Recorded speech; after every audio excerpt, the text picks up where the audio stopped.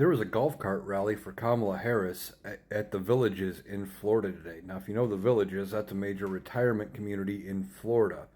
And it was an area that Donald Trump won by over 20 points last election. And there was a large Kamala Harris turnout at this event.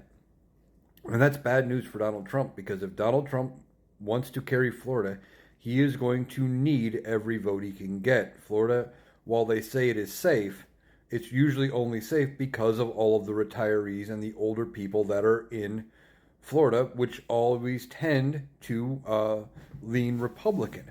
However, if he's getting or if he's losing support with the retirees, if he's losing support with the older people, some of the older Gen X and the baby boomers that are retired down there, especially the younger boomers, that's a bad sign for Donald Trump. Good sign for Kamala Harris, because she needs all the support she can get. I still think this is going to be a landslide for Kamala Harris. I think she's going to beat Donald Trump worse than Joe Biden beat him. I think it's going to be at least 10 million votes plus in the popular, and it's probably going to be an even wider margin in the Electoral College.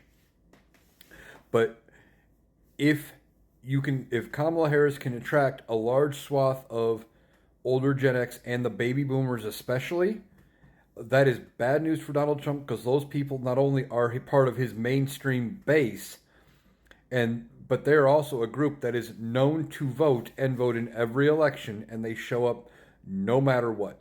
And if they're going to show up and vote for Kamala Harris, that's bad news for Donald Trump. Florida could be in play. You add now that the retirees are jumping on board with the Kamala Harris bandwagon, and they're supporting her. You add that with the abortion measure, with the marijuana measure that is going to be on the ballot.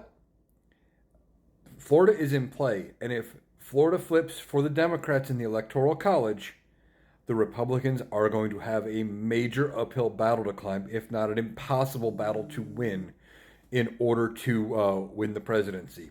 So good news for Kamala Harris. I know she's got more events planned, more rallies planned for Florida because they think Florida is winnable. I tend to agree. So we'll see what happens, but it is looking very good for Kamala Harris in her attempt to capture the White House for her own term.